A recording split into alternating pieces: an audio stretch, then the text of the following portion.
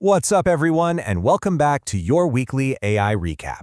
Man, what a week. It was all about giant companies teaming up, some mind-blowing breakthroughs, and yeah, a few lawsuits to keep things interesting. All right, let's get right into it. So, the big story this week, the thread connecting everything, is that even the biggest names in tech are realizing they just can't do it all themselves. I mean, we're talking Apple, we're talking Meta. They're looking for help to stay ahead in this insane AI race. It just goes to show you how fast things are changing. So first up, let's talk about these huge new partnerships that are literally shaping the future of AI.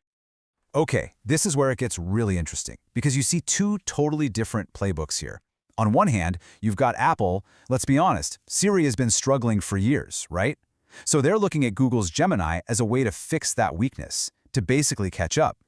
But then you look at Meta. They already have image generation. They're partnering with Midjourney to double down on a strength.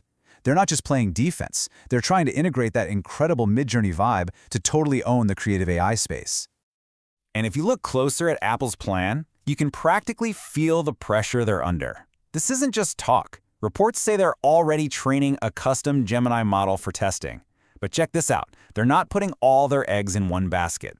They're actually building two series at the same time, their own in-house version, Linwood, and one using outside tech, Glenwood.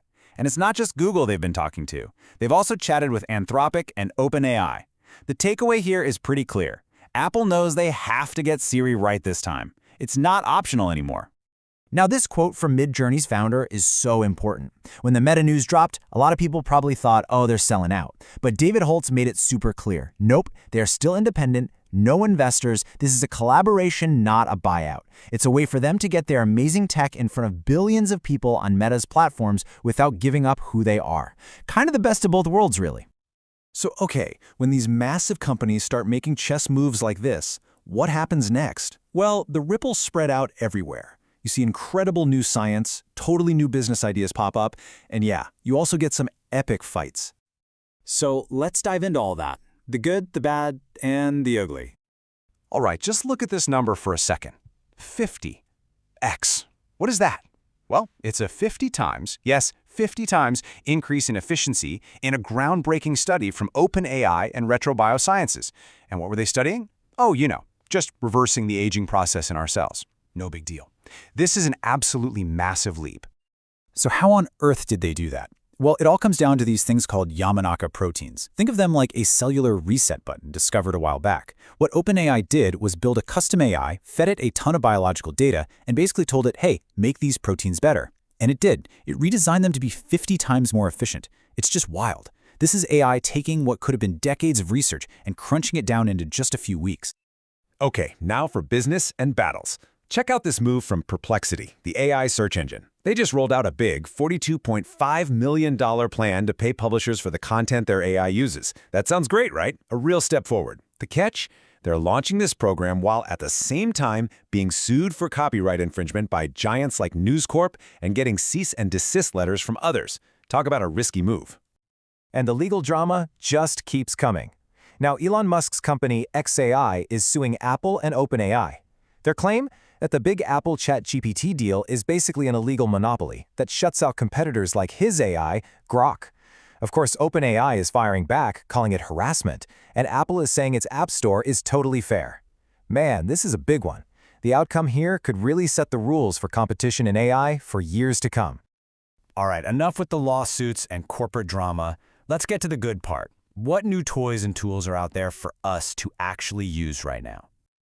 Time to talk about some serious upgrades for your personal AI toolkit. So let's look at the scoreboard. The big venture capital firm A16Z dropped their latest rankings of AI apps. No surprise ChatGPT is still at number 1, but look at Google's Gemini. It's already grabbed 12% of ChatGPT's audience. That's huge. Grok is also making a serious climb, but here's a super interesting one to watch. These apps for vibe coding, like Lovable. They're all about making the coding process feel more creative and intuitive, and they are really starting to take off. But what about in the real world, like in schools? Anthropic put out this really fascinating report on how teachers are using their AI, Claude. And what they found is pretty cool. The vast majority, almost 60%, are using it for stuff like planning lessons and doing paperwork. The thing everyone's worried about, like AI grading your homework, that's only a tiny slice, just 7%. So right now, it's really being used as a helpful assistant, not a robot teacher. And now for a lightning round of new creative tools. First, Microsoft just open-sourced Vibe Voice. This thing can generate a whole 90-minute podcast with up to 4 distinct voices. Then, there's Google's Flash 2.5 image model, which you might have seen going viral. It lets you edit an image over and over again while keeping the character you created perfectly consistent. And finally, Anthropic is testing a new Chrome extension for Claude that can browse the web and do tasks for you. Wild stuff. Okay, so we have all these incredibly powerful new tools coming out almost daily. It's exciting, but it also brings up a really important question. What is the industry actually doing to make sure all this stuff is safe and can actually fit into our lives without causing chaos?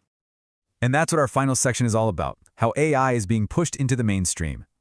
This is something you don't see every day. The two biggest rivals, OpenAI and Anthropic, actually got together to test each other's AI models for safety, and the results are fascinating. Basically, OpenAI's models are more likely to give you an answer, even if there's a risk it might be wrong or hallucinate. Anthropic's Claude is more cautious. It prioritizes being safe and certain over just being useful. It's a fundamental difference in philosophy, and it's awesome to see them being so transparent about it. And all this focus on safety is coming at the perfect time, because AI is about to be everywhere. Seriously, on every screen. Look at the evidence. Microsoft just launched its first big in-house AI model, so they're not just relying on OpenAI anymore.